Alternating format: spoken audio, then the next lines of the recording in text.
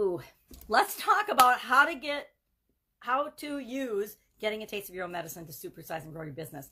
Actually sipping one of those hot zinc and vitamin C and medicinal drinks this morning just to make sure that my throat stays clear and as cold and flu stays up, I guess, or is upon us. I want to make sure that I'm doing whatever I can to prevent and make sure I'm getting the vitamins and the minerals and the sources I need to stave off any illnesses or cold or things.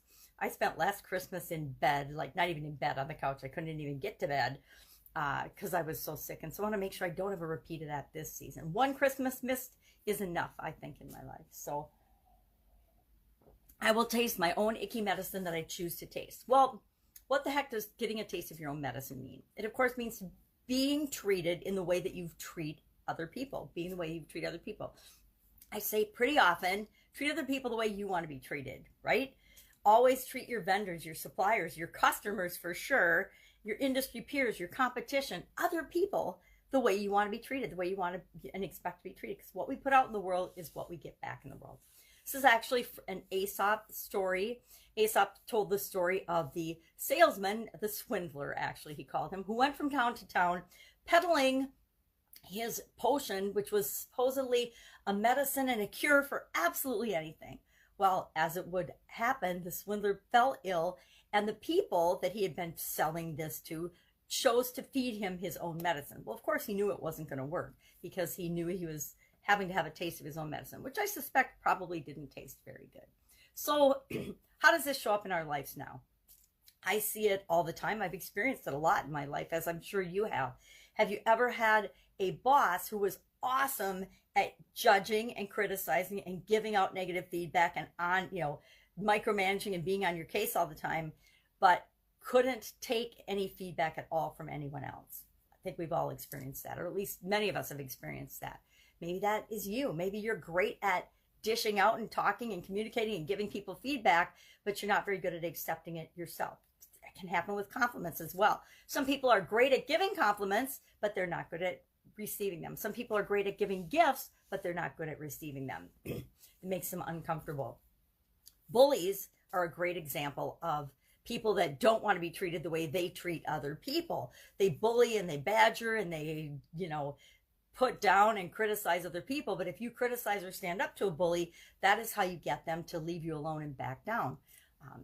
Same with gangs and criminals. I think that and any kind of misbehavior, if it's allowed to continue, if it's ignored or accepted or sanctioned by the media, perhaps it becomes tolerated by the masses and creates all kinds of problems. So how do you use this in your business? Well, treat other people the way you want to be treated. Put out kindness and wisdom and solutions and love and gratitude and generosity.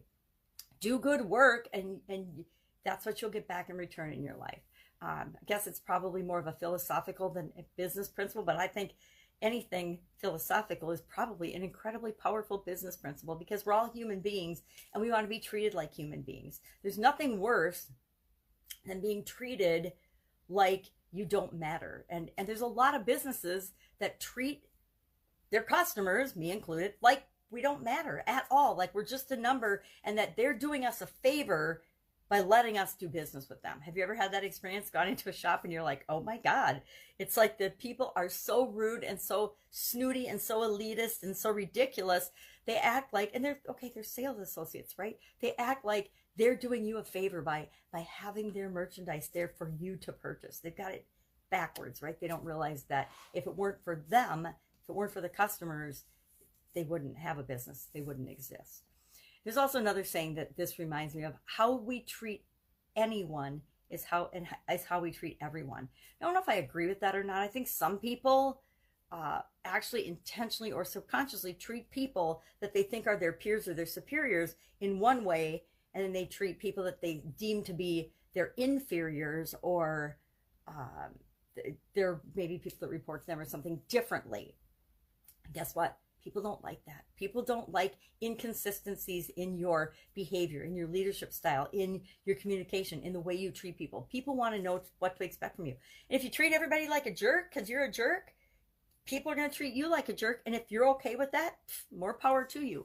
But I say, let's remember that getting a taste of our own medicine isn't always, it doesn't always feel good, but sometimes it's exactly what we need to realize that we're not treating people the way that we want to be treated, that we're not behaving consistently across the board, that we're not doing the things to build the culture that we want to have within our organization. So I'd love to know your experience with getting a taste of your own medicine. I've got a lot of a taste of my own medicine. I used to tease people. Teasing is another thing. A lot of people can dish out teasing and joking and cracks about other people, but they can't take it at all. Most of us have got at least one experience with somebody that we've made a joke to, and they've gotten super duper offended and maybe didn't talk to us for a while.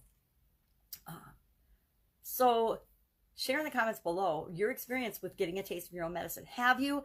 What was the result of that? Did you change your behavior? Did you feel differently? Did you treat other people differently as a result of that? Just curious. I know I certainly have. That's it. Go out, have an absolutely amazing day, and I will be with you tomorrow with another interesting idiom. What does it mean? Where does it come from? And how might you use it to grow your business right now?